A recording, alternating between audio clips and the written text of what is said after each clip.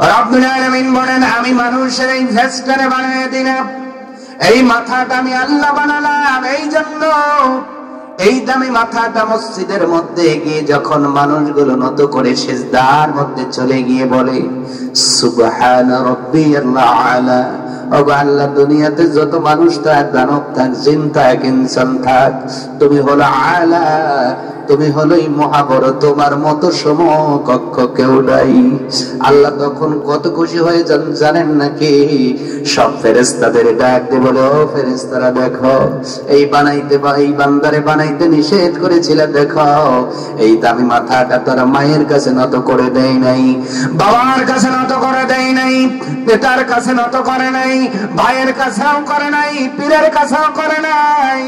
ও ফেরেশতারা তাকায় দেখো, আমার এই বান্দা আমি নিজের হাতে যেই ফেসটা বানাইলাম, এই চেহারাটা আমার সামনেই নত করে আবার স্লোগান দেয় সুবহানা রাব্বিয়াল আলা, আমি নাকি বড়, আমি নাকি মহান। ফেরেশতারা বেশ তোমরা সাক্ষ্য থাকো, আমি আল্লাহ খুশি হইয়া জীবনের সব গুনাহগুলো মাফ করে আমার এই গোলামটারে জান্নাতি বানায়া দিলাম। আমার ভাইয়েরা লক্ষ্য করেন, তাহলে দামি মাথাটা কারো কাছে নত হবে না, নত হবে কার কাছে? আরো জোরে। অথচ বাংলাদেশে, বাংলার ইতিহাসে এমন পীর আছে যার কাছে ঢুকতে মাথা নত করে ঢোকা লাগে, আছে না নাই? আছে না নাই? আবার ঘুরবেন, আমি শুনেছি ওনার কাছে নাকি পাছা দেখায় ঘোরা যায় না। পাছা মানে যাবেন যেভাবে আসবেন সেইভাবে, কথা বোঝেন নাই মনে হয়?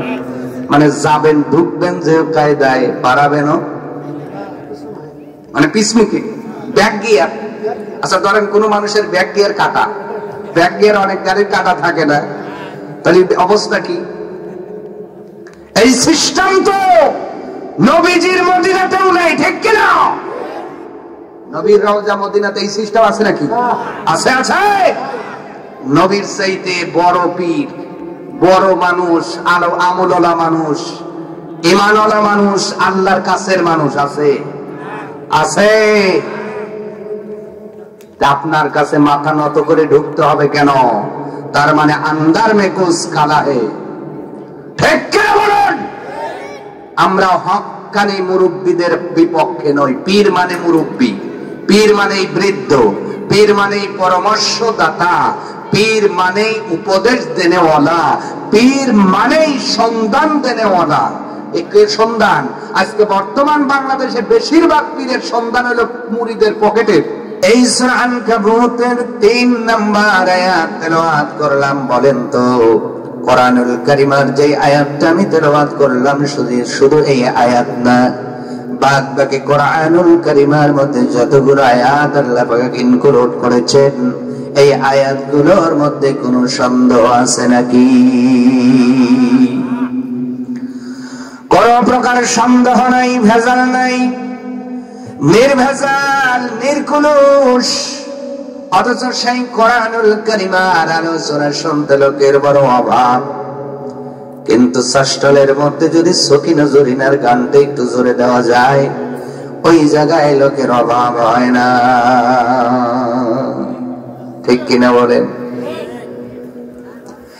আবার এই জায়গায় যদি বাদ মাগরিব থেকে বলা হতো, বক্স ঠিকই থাকবে, শুধু হুজুরের পরিবর্তে ইন্ডিয়ান দুইটা গান লাগিয়ে ছোট্ট ছোট্ট পোলাদের নাচানো হবে, এত সময় এই মঞ্চটা ভরে যেত। ভুল বললাম নাকি? আসতে বলে। কোরআনুল কারীমের মধ্যে কোনো ভুল নাই, অথচ এই কিতাবের কথা শুনতে আমরা আসতে নারাজ। তার মানে আমরা মুসলমানদের ভিতরে আমাদের টেন্ডেন্সি হলো আসল জিনিস খাইলে পেটে সয় না, আমাদের পেটগুলো কেমন যেন ভেজাল হয়ে গেছে। সকলের পেটে কি আর অরিজিনাল কি সয়? আসতে বলে সয় কি? সয় না। এই জন্য 2 নাম্বার গিয়েও ওই মিষ্টিওয়ালা বানায়, আগে দেখে যে পেট কয় নাম্বারে, যার পেট যেরকম তাকে দেয় সেই রকম, ঠিক কিনা? আমরা যদিও মানুষ অল্প, কিন্তু বুঝবেন আমাদের ঈমান 1 নাম্বার। আল্লাহু আকবার। আমাদের ঈমান কয় নাম্বার? এই জন্য আমরা 1 নাম্বার কিতাব থেকে কথা শুনতে এসেছি। আজকে যারা আসতে পারি নাই, বুঝবেন ঈমান এবং আমলের মধ্যে সেটা থাকার সম্ভাবনা আছে, ভেজাল থাকার সম্ভাবনা আছে। এই জন্য আমি আপনাদের উদাত্ত আহ্বান জানাচ্ছি, খোলা আবেদন নিবেদন, কিছু সময়ের জন্য এই প্যান্ডেলের নিচে আসার দরকার আছে না নাই? এইটা কি শুধুমাত্র কমিটি কর্তৃক আয়োজিত ছিল যত সময় এই মাইকে কোরআন তেলাওয়াত হয় নাই? কোরআন তেলাওয়াত বা কোরআনের কথা স্টার্ট হয়ে যাওয়ার পরেই নবীর ঘোষণা অনুযায়ী মাজালিসুল ইলম হিয়া রাউজাতুম মির রিয়াজিল জান্নাহ, নবীর ঘোষণা অনুযায়ী এই মাহফিলটা বর্তমানে দুনিয়াতে জান্নাতের বাগান হয়ে গেছে। আরো জোরে এইটাকে আমি বলছি, দ্বিতীয় বক্তা বলছে, তৃতীয় বক্তা বলছে, এই ঘোষণাটা দিয়েছেন মুহাম্মাদুর রাসূলুল্লাহ সাল্লাল্লাহু আলাইহি ওয়াসাল্লাম। উনি বলছেন, দুনিয়াতে যেথায় কোরআন সুন্নাহর আলোচনা হয়, দুনিয়াতেই জান্নাতের বাগান হয়ে যায়। আর এই পাশে একটা আছে না, কেটা মেলা, মেলা বাংলা ভাষায় কইলে কি আসতে বলে, জোরে বলে। মেলার মধ্যে ঠেলা লাগায় এমন মানুষ আছে না নাই? এই মেলার মধ্যে যদি আমি থাকি, এখানে থাকলে জান্নাতি মানুষ, ওখানে থাকলে জাহান্নামী হতে হবে, ঘোষণা আমার নয়। নবী বলেন, দুনিয়ার মধ্যে সবচেয়ে উত্তম জায়গা হলো মসজিদ, আর সবচেয়ে নিকৃষ্ট জায়গার নাম হলো বাজার। এবার আপনার বিবেকে আপনি প্রশ্ন করেন, আপনি কি উত্তম জায়গায় থাকতে চান নাকি নিকৃষ্ট জায়গায় থাকতে চান? এটা আপনার বিবেকে ছেড়ে দেওয়া হলো, ঠিক কিনা? তবে কিছু সময় পর আমরা পরীক্ষা করে দেখবো, আসলেই যারা আসবে না, বুঝবেন তারা উত্তম জায়গায় থাকতে চায় না, নিকৃষ্ট জায়গাতেই থাকতে চায়, ঠিক কিনা? আল্লাহ আর ভাইদেরকে, বাবাজিদেরকে কোরআনের এই মাহফিলে আসার মতো তৌফিক দান করুন, বলেন আমি। সম্মানিত উপস্থিতি, ভালো করে বোঝেন, আল্লাহ রাব্বুল আলামিন সূরা আল আনকাবুতের 3 নম্বর আয়াতের মধ্যে কি বললেন? রব্বুল আলামিন বললেন, ও বান্দা বান্দি শোনো, ওয়ালাকাদ ফাতান্নাল্লাযীনা মিন ক্বাবলিকুম। আল্লাহ পাক বলছেন, অবশ্যই আমি রব্বুল আলামিন তোমাদের পূর্ববর্তীদেরকে পরীক্ষা করেছি। সুবহানাল্লাহ। লাকাদ, অবশ্যই তাগিদ দিয়ে আল্লাহ পাক বলছেন, এই পরীক্ষা নিয়েছেন, এর মধ্যে কোনো ভেজাল সন্দেহ। যদি আমাদের পূর্ববর্তীগণের রব্বুল আলামিন যদি পরীক্ষা করে থাকেন, আমাদের পরীক্ষা আছে না নাই? আসতে বলবেন না, জোরে বলেন, আছে না নাই? তাহলে পরীক্ষা দিয়ে জান্নাতে যাওয়া লাগবে, পরীক্ষা ছাড়া জান্নাতে যাওয়া যাবে না। আপনি কি মনে করেন বর্তমানে একটা প্রাইমারির শিক্ষক হতে গেলে পরীক্ষার দরকার আছে না নাই? মাদ্রাসার ইবতেদায়ী সেকশনের টিচার হতে গেলে পরীক্ষা আছে না নাই? বিসিএস ক্যাডার হতে গেলে পরীক্ষা আছে না নাই? ডাক্তার হতে গেলে পরীক্ষা আছে না নাই? ইঞ্জিনিয়ার হতে গেলে পরীক্ষা আছে না নাই? আমার ভাইয়েরা, গ্রাম্য একটা ডাক্তার, তাও পরীক্ষা আছে না নাই? পরীক্ষা ছাড়া দুনিয়াতেও চাকরি মেলে না, চাকরি মেলে না।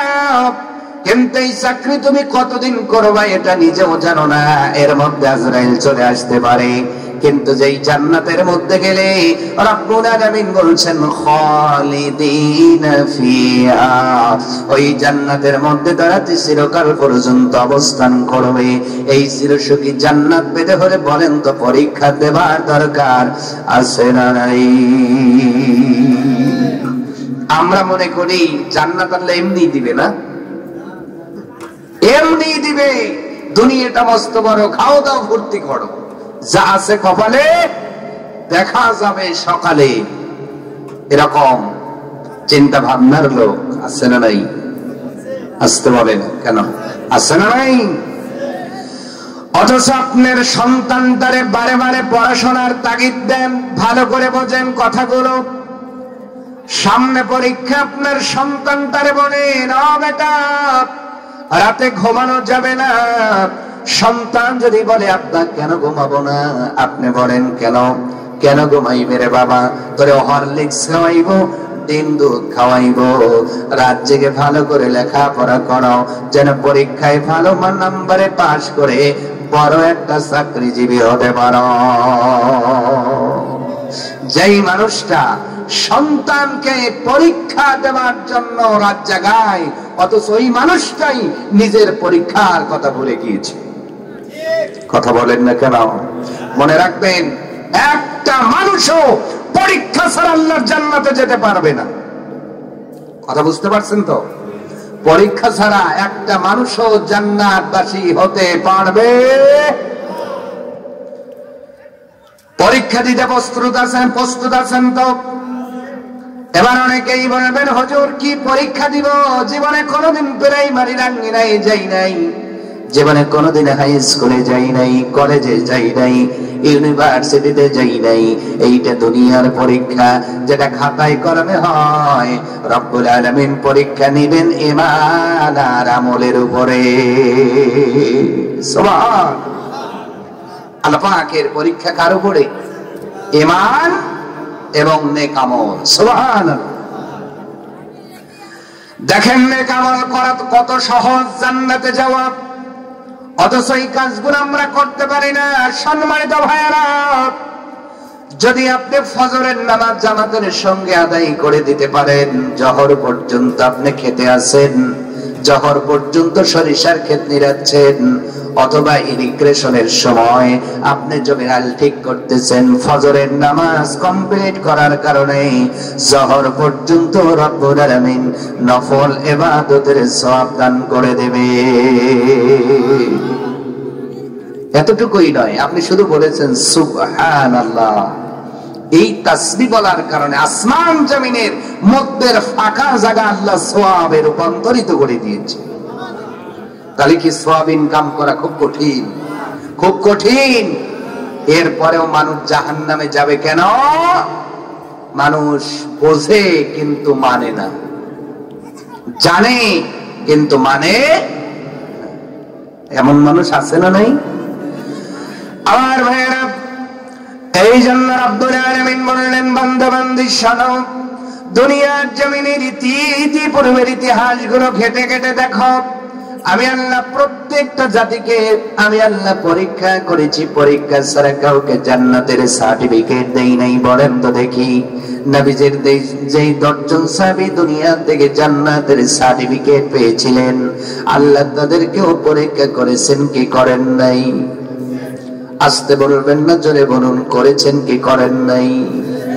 নবীজির যিনি জামাতা, ফাতেমার যিনি স্বামী, হাসান হোসেনের যিনি বাবা, এই হযরত আলীর মতো শ্রেষ্ঠ স্বামী দুনিয়াতে আর হবে নাকি?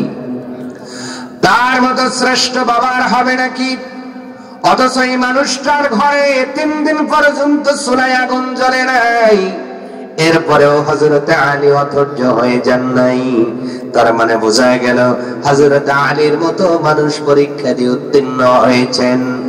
আবু বকর পরীক্ষা দিয়েছেন, হযরত ওমর পরীক্ষা দিয়েছেন, ওসমান জুন্নুরাইন পরীক্ষা দিয়েছেন। পরীক্ষা ছাড়া কেউ জান্নাতের টিকিট হাতে পান নাই, সার্টিফিকেট পান নাই। এখানেই শেষ নয়। বলেন তো, আদম সফিউল্লাহ থেকে শুরু করে আমার নবীর আগ পর্যন্ত যতগুলো নবী রাসূল পৃথিবীর জমিনে রব্বুল আলামিন প্রেরণ করেছিলেন, এদেরকেও আল্লাহ পরীক্ষা করেছেন কি করেন নাই? ঈমানদার যদি হও, পরীক্ষা দিতেই। ইব্রাহিম আলাইহিস সালামের জাতিদেরকে রব্বুল আলামিন নমরুদের ভয়তে পরীক্ষা করেছিলেন। ভালো করে বুঝবেন কার ভয়?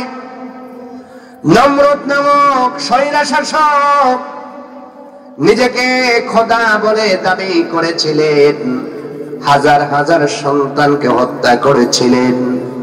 ইব্রাহিম পয়গম্বরকে অগ্নিকুণ্ডের মধ্যে ফেলে দিয়েছিলেন।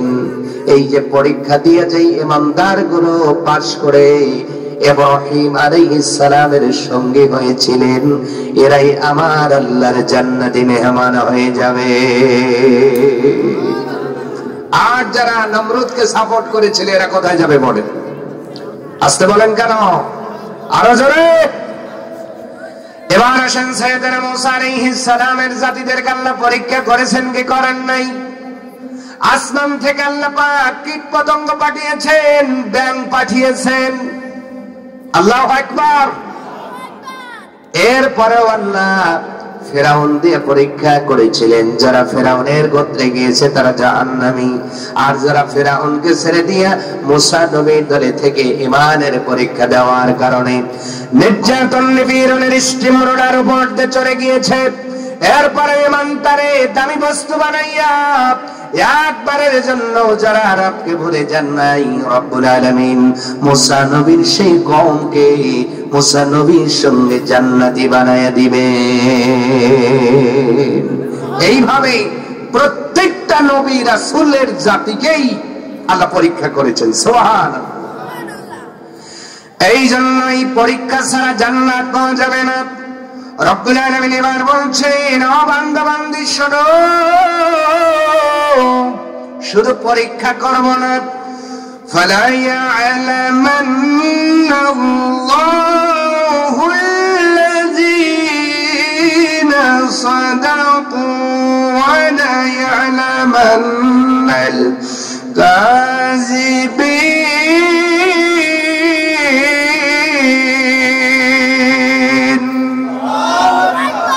রব্বুল আলামিন বলছেন, আমি আল্লাহ পরীক্ষা তো করেছি, কিন্তু আমি আল্লাহ এটা ভালো করে জানি তাদের মধ্যে কারা সত্যবাদী আর কারা মিথ্যাবাদী। আল্লাহ এটাও একসাথে বর্ণনা করার কারণ হলো পরীক্ষা করার মাধ্যম দিয়া সত্যবাদী মিথ্যাবাদীকে আলাদা করা হবে, ঠিক কিনা? যেমন আমরা অনেকেই নামাজ পড়ি জুমার দিনে মুসলমান হয়ে বসে আছি, কিন্তু রাতের বেলায় অন্যায় করি। কথা না বললে মোনাজাত দেব আমি। আছে না নাই? আছে না নাই? নামাজ দুই ওয়াক্ত পড়ে, দিনের বেলাতেও আইল সাইটে আইল ঠেলে নিয়ে যায়। জোরে জোরে আছে না নাই? এই মানুষগুলোকে যখন বলা যায় আপনি এই কাজ করেছেন, বলে না, মনে হয় কেবল ফেরেশতা হয়ে আর জান্নাত থেকে নেমেছে। কথা বলে না? আছে না নাই? তার মানে আমরা দুনিয়াতে চাপার জোরেই হারামকে হালাল বানাতে চাই, আবার হালালকে হারাম বানাতে চাই। করার পরেও আমি বলি করি নাই। এইটা যদি দুনিয়ার মানুষগুলো বিচার করতে নাও পারে, দুনিয়ার মানুষগুলো যদি ধরতেও নাও পারে, বলেন তো একজন ধরবেন, আওয়াজ তুলে বলুন তিনি কে? আল্লাহ পাক যেই দিন ধরবেন মানুষগুলো আর মিথ্যা কথা বলতে পারবেন না। আল্লাহ রাব্বুল আলামিন বলছেন, বান্দা বান্দি শোনো, সত্যবাদী আর মিথ্যাবাদী পরীক্ষার মাধ্যমে আমি আল্লাহ বের করব। যারা নবী রাসূলদের পক্ষে থাকেন আর কারা থাকেন না আল্লাহ জানেন কি জানেন না। কিন্তু নবীর যুগে কিছু মুনাফিক ছিল, তারা দিনের বেলায় নবীজির সাথে থাকতেন, রাতের বেলায় কাফেরদের সাথে গুরগুর করতেন। নবীর কাছে এসে বলতেন, আমি আপনার দলে। আবু জেহেল আবু লাহাবের কাছে যাওয়ার পরে বলতেন, আমি আপনাদের দলে, আমরা তো মুসলমানদের সাথে উপহাস করি, তাদের দল ভারী আছে এটা দেখানোর জন্য বলি। রব্বুল আলামিন তাদের এই চরিত্র দেখে আয়াতগুলো নাযিল করে জানিয়ে দিলেন, বান্দা বান্দি শোনো, আমি আল্লাহ পূর্বের জাতিদেরকেও এমন করে পরীক্ষা করে বের করেছি, তোমাদেরকেও পরীক্ষা করে বের করা হবে কারা তাদের আমলের দিকে সত্যবাদী আর কারা মিথ্যাবাদী। অতএব কারা মন থেকে ইসলাম সাপোর্ট করে আর কারা ঠেলার চোটে সাপোর্ট করে আল্লাহ জানে কি জানে না? আসতে বলেন কেন? আর জোরে। অতএব আপনি মন থেকে করলেন নাকি মুখে মুখে করলেন? কেউ না জানলে জানেন কে? ইন্নাল্লাহা আলিমুম বিযাতিস সুদূর। আল্লাহ অন্তরের খবর ভালো করে জানেন। আওয়াজ তুলে বলা যাবে না সুবহানাল্লাহ? বলি অন্তরে সেইটা রাখার দরকার আছে না নাই? আমি যেটা মুখে সাক্ষ্য দিই অন্তরের মধ্যে সেই কাজগুলো রাখার দরকার আছে না নাই? আমি মুখে সাক্ষ্য দেই লা ইলাহা, অথচ দিনের বেলায় রাতের বেলায় পারামানিকের কাছে মাথা বিক্রি করে দেই। দিনের বেলায় বললাম আল্লাহ ছাড়া কেউ নাই, রাতের বেলায় আল্লাহর কাছে আল্লাহর সমান নেতারে বানায়া ফেলি, পরামানিকরে বানায়া ফেলি। পানবিল দিয়ে আবার হাত ধরে কই পরামানিক সাহেব সকালে তো বিচার হইব, আপনিই বাপমা, বাঁচালে আপনিই বাঁচাবেন, মারলে আপনিই মারি। কথা হয় না, আছে না নাই? দিনের বেলায় আপনি জেকের করেন, ওরে জেকের জেকের করতে করতে তো বাস। কথা কন না আবার বললে জেকের উঠে গেছে। আচ্ছা জেকের উঠছে ভালো, দিনের বেলায় ভালোই জেকের করলেন, বা রাতে জেকের কইলে একেবারে এলাকার একবারে কম্পন সৃষ্টি হয়ে গেল, আর দিন আসলেই আপনার মুখের স্লোগান গাইতে হইল লা ইলাহা। আর দিনের বেলায় পরামানিক দেখলেই কেন আপনিই বাপ মা। কথা কন না কা? মানুষ একজনের কাছে মাথা নত করবে, আওয়াজ তুলে বলতে হবে মুসলমান তিনি কে? তিনি কে? লা তা'বুদুনা ইল্লাল্লাহ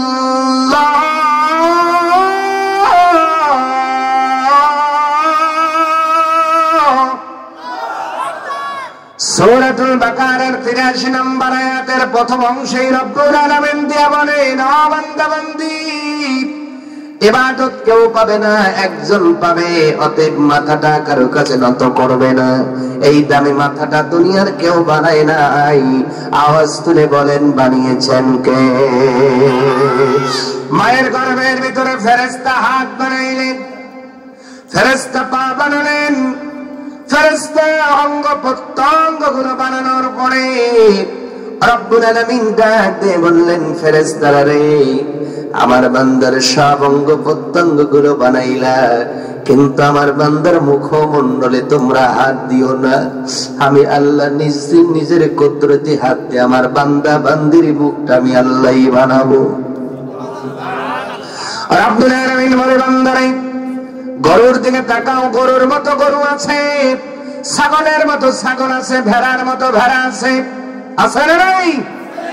ঘোড়ার মতো ঘোড়া আছে, মাছের মতো মাছ আছে। কিন্তু বান্দা লক্ষ্য করে দেখেছো নাকি? লাকাদ খালাকনাল ইনসানা ফি আহসানি তাকওয়িম।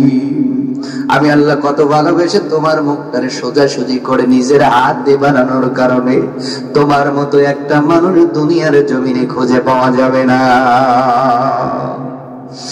রব্বুল আলামিন বলেন, আমি মানুষের এই ফেসটারে বানিয়ে দিলাম, এই মাথাটা আমি আল্লাহ বানালাম। এই জন্য এই দামি মাথাটা মসজিদের মধ্যে গিয়ে যখন মানুষগুলো নত করে সিজদার মধ্যে চলে গিয়ে বলে সুবহানা রাব্বিয়াল আলা, ওগো আল্লাহ, দুনিয়াতে যত মানুষ থাক, দানব থাক, জিন থাক, ইনসান থাক, তুমি হলো আলা, তুমি হলোই মহাবড়, তোমার মতো সমকক্ষ কেউ নাই।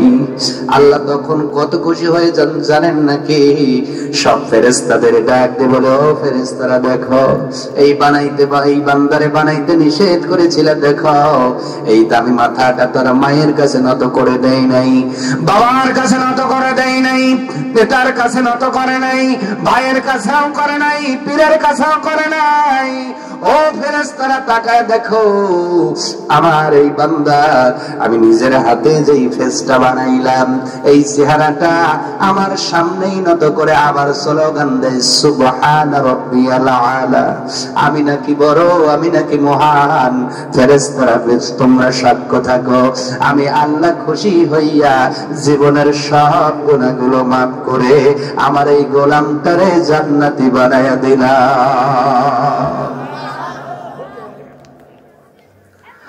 আমার ভাইয়েরা লক্ষ্য করেন, তাহলে দামি মাথাটা কারো কাছে নত হবে না, নত হবে কার কাছে?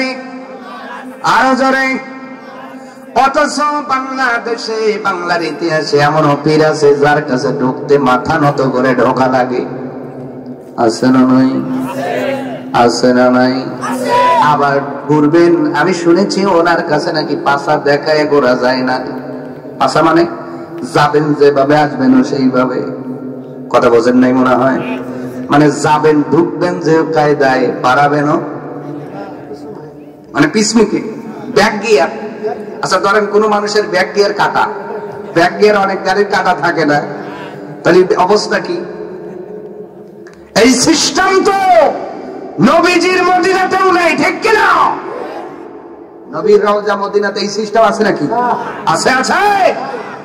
নবীর চাইতে বড় পীর, বড় মানুষ, আলো আমলওয়ালা মানুষ, ঈমানওয়ালা মানুষ, আল্লাহর কাছের মানুষ আছে? আছে। আপনার কাছে মাথা নত করে ঢুকতে হবে কেন? তার মানে আন্দার মে কুছ কালা হে, ঠিক কিনা বলুন? আমরা হক্কানি মুরব্বীদের বিপক্ষে নই। পীর মানে মুরব্বী, পীর মানে বৃদ্ধ, পীর মানে পরামর্শদাতা, পীর মানে উপদেশ দেনেওয়ালা, পীর মানে সন্ধান দেনেওয়ালা। একের সন্ধান আজকে বর্তমান বাংলাদেশে বেশিরভাগ পীরের সন্ধান হলো মুরিদের পকেটে। কথা কয় না? আরো জোরে। এই পীর কি পকেটের সন্ধান যাওয়ার জন্য পীর?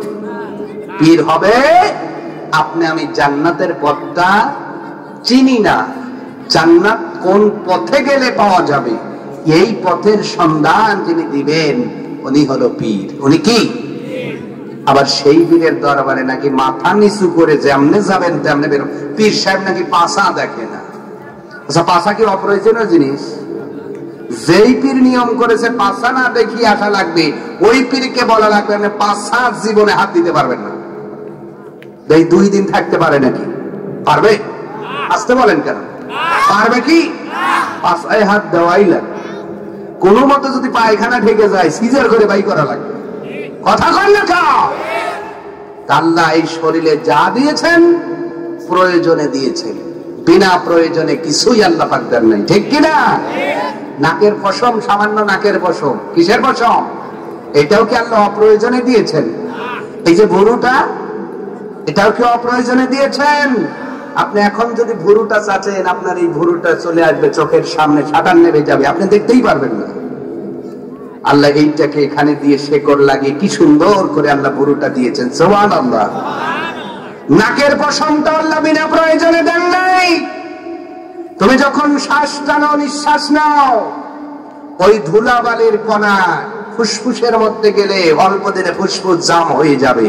আল্লাহ পশম নামক ছাঁকুনি দিয়ে সেকে নির্ভেজাল বাতাস তোমার ফুসফুসের মধ্যে পৌঁছায় দেয়। আর যখন নাকের মধ্যে ধুলাবালি বেশি আসে তখন আমাদের কি আসে? আসতে বলে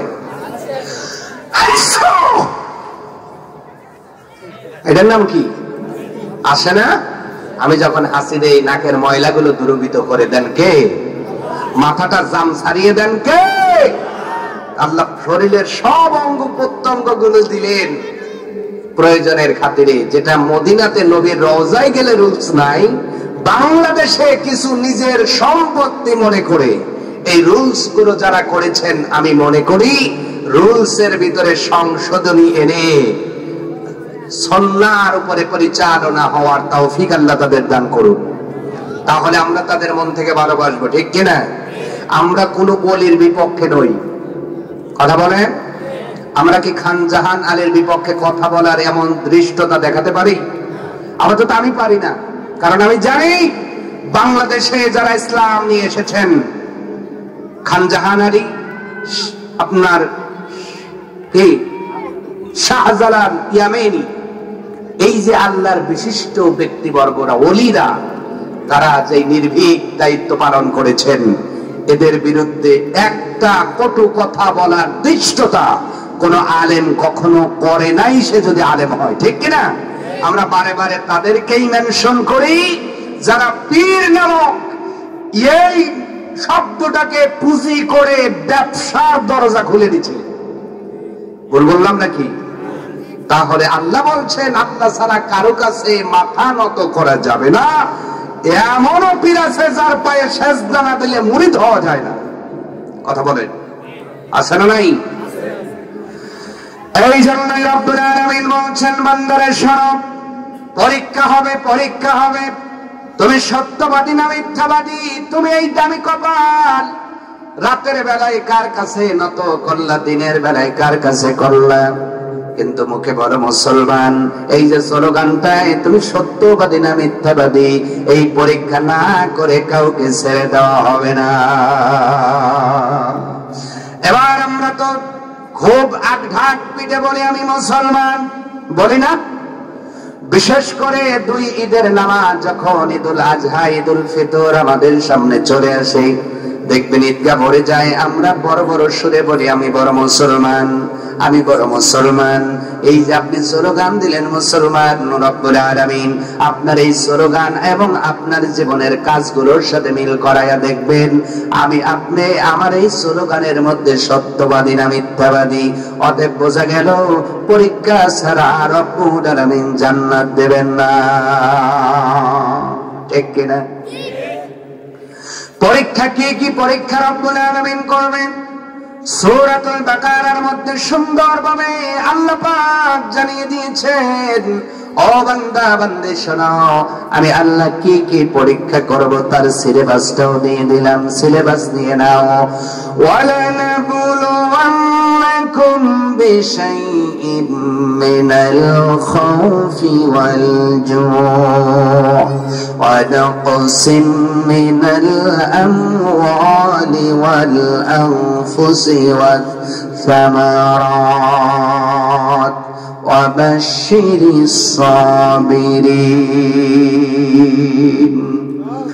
رب العالمين বলছেন ওয়ালা নাবলুওয়ান্নাকুম বিশাইইম মিনাল খাউফ, এক নম্বর পরীক্ষা হবে ভয় দিয়া। কি দিয়া? জোরে বলেন, কি দিয়া? এই তো বুঝি পুলিশ আসলো, এই তো বুঝি পুলিশ ধরলো, এই তো বুঝি ফাঁসি হবে, এই তো বুঝি আয়না ঘরে ঢুকতে হবে, এই তো বুঝি জীবন চলে যাবে, এই তো বুঝি ক্রসফায়ারে দেওয়া হবে, এই তো বুঝি দিন মানার জন্য আমাকে জেলের অন্ধকার প্রকোষ্ঠে ফেলে দেওয়া হবে।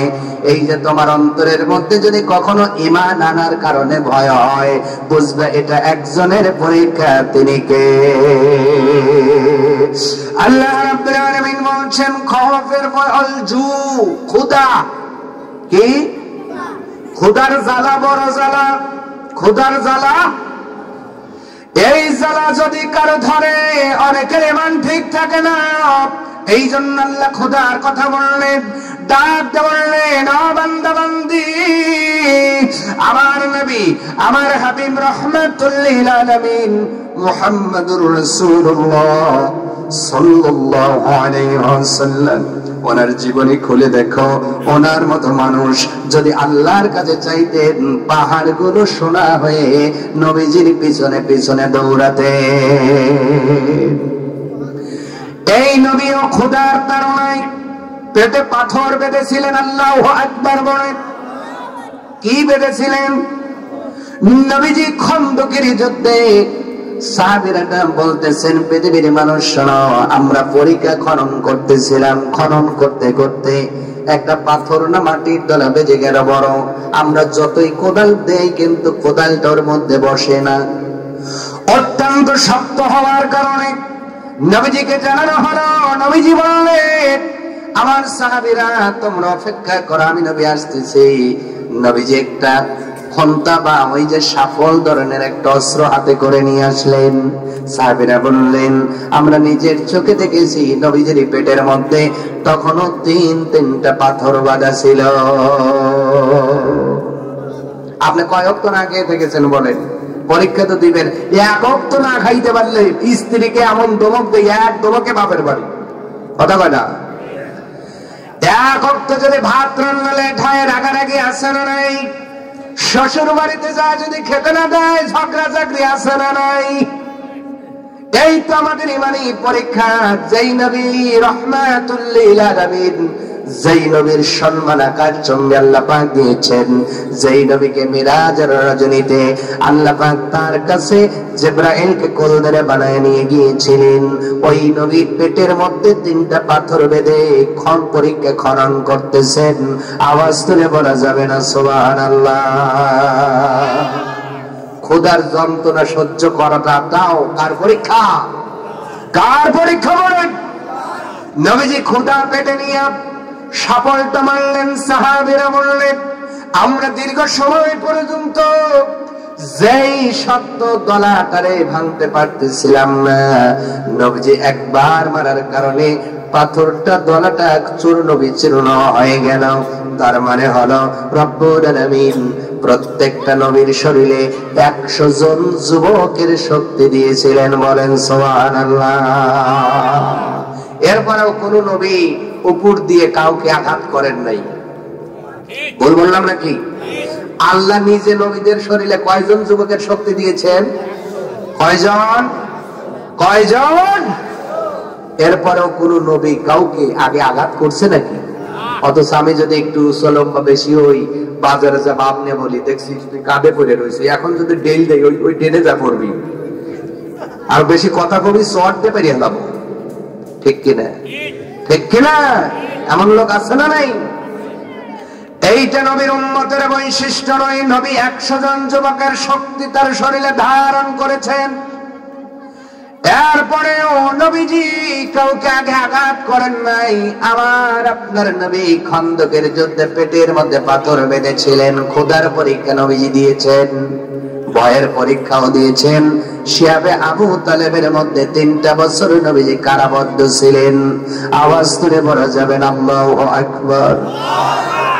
কোরআনের সব পরীক্ষাগুলো নবী নিজেই দিয়েছেন। নবী যেই পরীক্ষা দিলেন, ওই পরীক্ষা যদি তুমি না দিতে পারো, নবীর দলের কর্মী হওয়া যাবে? আসতে বলেন কেন? যাবে। অতএব ভয়ের পরীক্ষা দেওয়া লাগবে, আবার ক্ষুধার পরীক্ষা দেওয়া লাগবে। ওয়ানাকসিম মিনাল আমওয়ালি ওয়াল আনফুস। আল্লাহ পাক বলেন, বান্দারে এরপরে পরীক্ষা করব তোমাদের সম্পদ। ভলেন্টিয়ার গুলো কি করে? খায়া দায় গম পারে নাকি? ওদেরকে জোরে বলবেন না, আস্তে করে এনে বসায় দেন। ছোট মানুষ, ধমক দেওয়া যাবে না, বুঝাতে হবে। এই শোনা না, তোমরা এরকম করবা না, কোরআনের কথা হচ্ছে, ঠিক আছে? ধমক দেওয়া যাবে না, ওদের একটু বুঝাইয়া বাড়িতে দিবেন। আর ছেলে হলে এনে বসায় দিবেন ইনশাআল্লাহ। কারণ ওদের ধমক দিলে ওরা কষ্ট পাবে, ওদের মনটা নরম। এখানে বসালে ওরা বুঝবে যে জালসাটা এই নিয়মে শুনতে হয়, ঠিক কিনা? আমরা তাদেরকে কটুভাবে বলবো না, আমরা তাদের আদরের সুরে বলবো। কিন্তু যারা ওই গাইছিয়া পাগল বোঝেন, বয়স হয়ে গেছে 22, এখনো বোঝে না জালসার আদব, ওদের পারলে 2-1টা ধমকের সুরে বইলে বসান যায়, ঠিক কিনা? যারা মাসুম, এদের সাথে আমরা কখনো বাড়াবাড়ি করব না, আদর করে সোহাগ করে বুঝাবো ইনশাআল্লাহ। এই সোনামণিরা, এই যে বাবুরা, এই যে ওরা ওই তালেই আছে। ওই সময়টা আমরা এক সময় পার করেছি, ঠিক কিনা? পার করেন না আপনারা? ওই সময়টা একটু এরকম করে, তাহলে ওদের বোঝা একটু উপরে দিবেন। উপরে যে ওরা খেলা করুক, আমাদের আলোচনাটা আমরা করব। আলোচনার মধ্যে ডিস্টার্ব হলে, মনোযোগ নষ্ট হলে আলোচনার ওইভাবে করা সম্ভব হয়। আমার ভাইয়েরা, তাহলে বলতেছিলাম কি, সম্পদ কমে যাবে। কি কমে যাবে? সম্পদ কমে যাবে। এটাও কার পরীক্ষা? আপনি ছিলেন লাখপতি, হঠাৎ করে হাজারপতি। ছিলেন 2 বিঘে সম্পদের মালিক, হঠাৎ করে এমন জরুরত 1 বিঘে বেচতেই হবে। এটাও কার পরীক্ষা? এই সময় মানুষ অধৈর্য হয়ে আল্লাহরে বলে, আল্লাহ শুধু আমার এই চোখে দেখে, আমার জমি খালি বেচা নাকি, আমার টাকাই খালি ফোরায়, আমারটাই খালি চুরি হয়, বলে কি বলে না? এই যে আপনার চুরি হয়, ডাকাতি হয়, চলে যায়, বের হয়ে যায়, বুঝবেন কার পরীক্ষা? রব্বুল আলামিন ধৈর্যের পরীক্ষা নেন। সাহাবীরা নিয়েছেন। হযরত জাবের রাদিয়াল্লাহু তাআলা আনহু দুইটা সন্তান ইন্তেকাল করেছিলেন, ধৈর্য ধরার কারণে নবীজির ডাকে আবার দুইটা সন্তান জীবিত হয়ে গিয়েছিল। সুবহানাল্লাহ বলেন। আমার ভাই ওই দিকে কথা বলার সময় নাই, তাহলে পরীক্ষা করবেন রব্বুল আলামিন। এখানে আপনাদের মাঝে সহিহ বুখারী থেকে একটা ঘটনা বলবো, কষ্ট হবে কি? কারণ আমরা এলাকার মানুষ, ব্যাখ্যা বিশ্লেষণের সময় কান ফালাই না, খালি মনে মনে টকে টকে থাকি, ঘটনা কখন করবে। যাকে যেই হুজুর ঘটনা করে অনেকেই বলে এই সময়কে ওয়াজ শুরু হইল, ঠিক কিনা? না, এটা কসাস, আরবি প্রতিশব্দ, ঘটনার আরবি প্রতিশব্দ কি বলেন? কসাস। এই কসাস নাম আল্লাহ কোরআন একটি সূরাই দিয়েছেন, সুবহানাল্লাহ। তার মানে ঘটনা আল্লাহ বলেছেন, নবীজিও বলেছেন। আমরা কিছু ব্যাখ্যা বিশ্লেষণ করলাম। এবার এই পরীক্ষার উপরে একটি হাদিস থেকে, যেটা বিশুদ্ধ, পরিশুদ্ধ, সত্য, নির্ভরযোগ্য, বিশ্বাসযোগ্য ঘটনা আমরা বলবো এবং শুনবো ইনশাআল্লাহ। নবীজি বুখারীর মধ্যে, নবীজির এই হাদিসটা বুখারীর মধ্যে আপনার চয়ন করা হয়েছে। নবীদের কাহিনী, নবীদের কাহিনী এই অধ্যায়ের মধ্যে হাদিসটা বড় একটি হাদিস বর্ণনা করা হলো। হাদিসটা হযরত আবু হুরায়রা বর্ণনা করেন, আল্লাহ পাক কেমন করে পরীক্ষা করেন, জীবনে প্রত্যেকটা ক্ষেত্রে পরীক্ষা করেন। নবীজি হাদিসের মধ্যে ডাকতে বলেন, আমার সাহাবীরা, তোমরা কি জানো বনি ইসরাইলের মধ্যে তিনটা লোক ছিল? কয়টা? একজন ছিল কুষ্ঠরোগী। কি রোগী? একজন ছিল টেকো, মাথায় টাক, আর একজন ছিল অন্ধ। জোরে বলেন, তিনটা রোগে কি ছোট না বড়? এবার অনেকেই বলতেছে সোনা ওয়াজ করবে, কষ্ট হবে। জানা জিনিস আবার তাকরার করলে মুখস্থ হয় ঠিক তাড়াতাড়ি।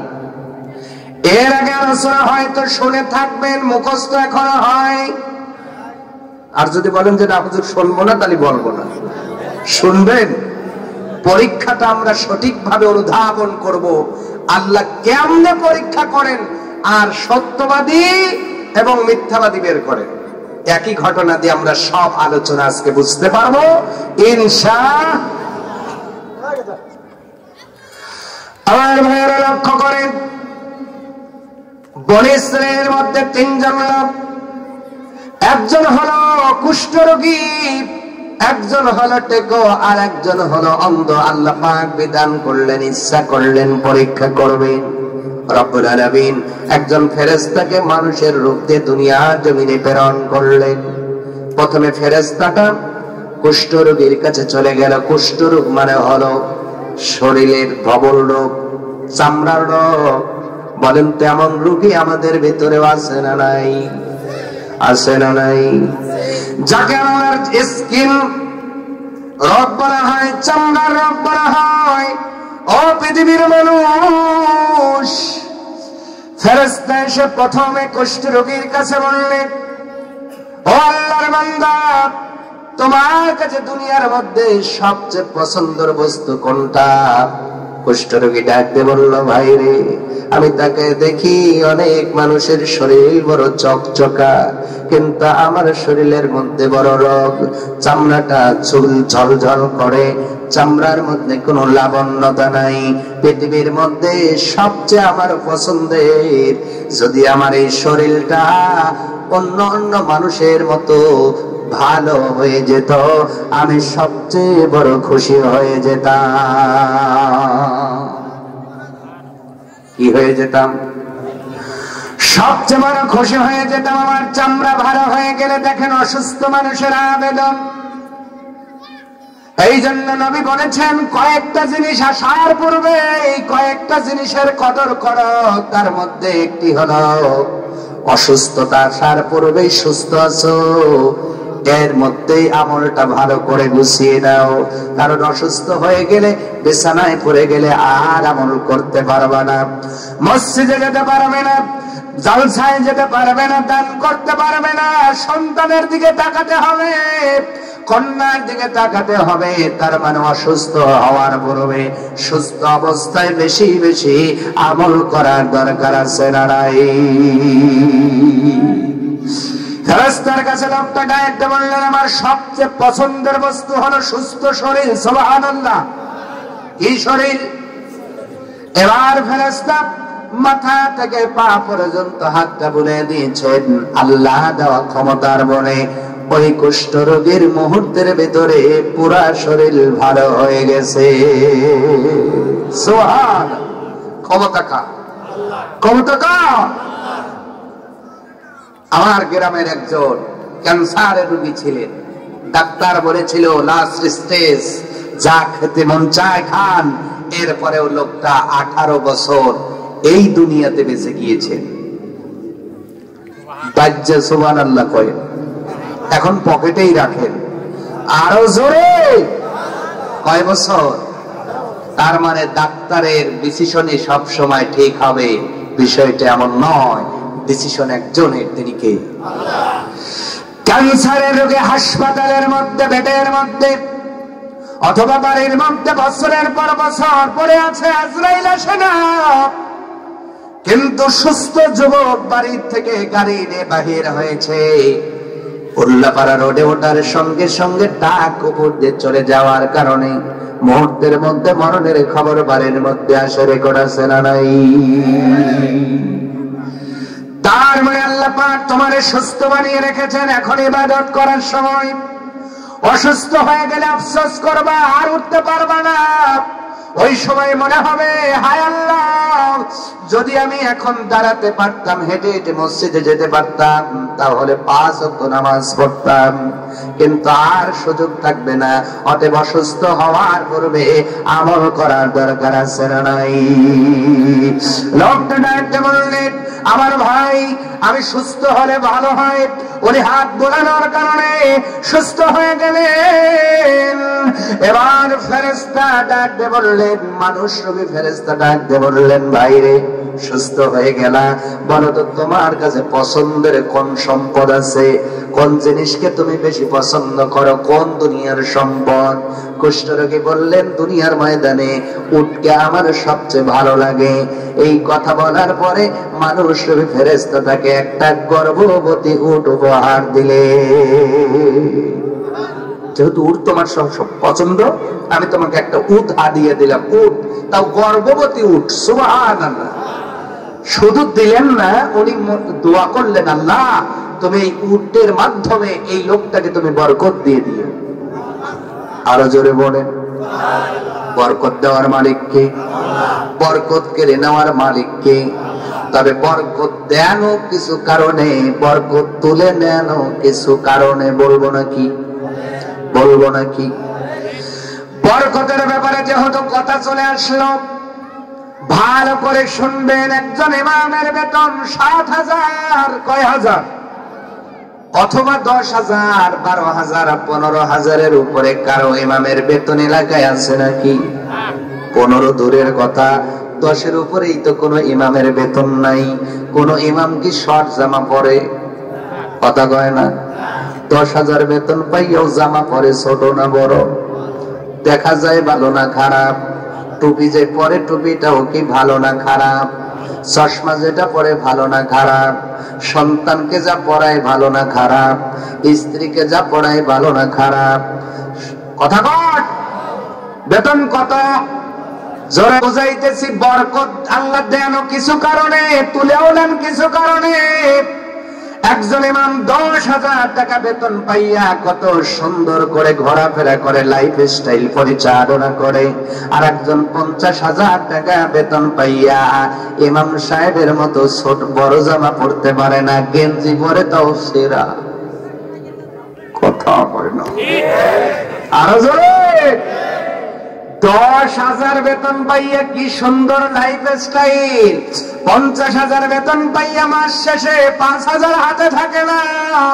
বরকত নাই, বরকত নাই। বরকত দেওয়ার কারণ আর তুলে নেওয়ার একটা কারণ বলি নবীজি বলছেন, যেই ঘরের মধ্যে যে মানুষের স্ত্রী প্রতিদিন নিয়মিত কোরআন পড়বে, রব্বুল আলামিন রিজিকের মধ্যে 10 গুণ বরকত দিয়ে দেয়। আর যেই ঘরের স্ত্রীগুলো কোরআন পড়বে না, বরকত আল্লাহ তুলে নেওয়ার কারণে 50,000 বেতন পায়ও 10,000-এর মতো হবে না। এইবার বলেন, যাদের বউ বেঁচে আছে সকালবেলা কার কার গুলো কোরআন পড়ে? বলে টান টান হাত দেখ। আর হাত দেখার লাগবে না, বুঝছি সমস্যা। এই ভাই আমার হাত দেখাইছে, বিয়ে করছেন তো? আপনি বিয়ে করছেন? হয় কি এত ছোট মানুষ বিয়ে করে? আপনার স্ত্রী কোরআন পড়ে? ওরে বাপরে, মার হবে কর। এত ছোট বয়সে বিয়ে করছে, আবার কোরআন পড়নে ওয়ালা মিয়া, মার হবা। হুজুররা সচ্ছল ভাবে চলার পিছনে একটা কারণ দেখালাম, সেটা হলো স্ত্রী প্রতিদিন সকালে কোরআন পড়ে। আর আমার আপনার গুলা এই কথা, প্রতিদিন আমাদের গুলো সকালবেলা স্টার জলসার কাজা আদায় করে, কথা কয় না। এই জন্য জমি আছে 10 বিঘা, কিন্তু সংসার ভালো চলবার চায় না। কথা কি খারাপ বললাম নাকি? খালি স্ত্রীটারে কোরআন পড়াও, আল্লাহ 10 গুণ বরকত দিয়ে দিবে। তাহলে বরকত দেন কি? কিসের মাধ্যম দিয়া? কোরআন পড়ার মাধ্যম দিয়ে। সুবহানাল্লাহ। ফেরেশতাটা বললেন, আল্লাহ যেন তোমার এই উটনির মধ্যে বরকত দিয়ে দেন। দোয়া করে চলে গেলেন। দ্বিতীয় নাম্বার টেকো মানুষের কাছে ডাক দিয়ে বললেন, ভাইরে, দুনিয়ার মধ্যে তোমার সবচেয়ে পছন্দের জিনিস পছন্দ হয় এমন কি? কয়, আমার সবচেয়ে পছন্দ হলো চুল ভরা মাথা। কি ভরা মাথা? এই জ্বালা যদি বুঝতে চান, যাদের মাথা টাক হয়েছে তাদের সাথে বইসা দেখেন। যদি বলেন, ভাইরে, টিনের চাল, টিনের চাল, কিসের চাল? এতে কি তার কোনো দোষ আছে? কথা কয় না। যদি এখানে কেউ টেকো থাকেন, আল্লাহর রাস্তায় মাইন্ড করবেন না, আপনাকে বোঝানোর জন্য বলি নাই।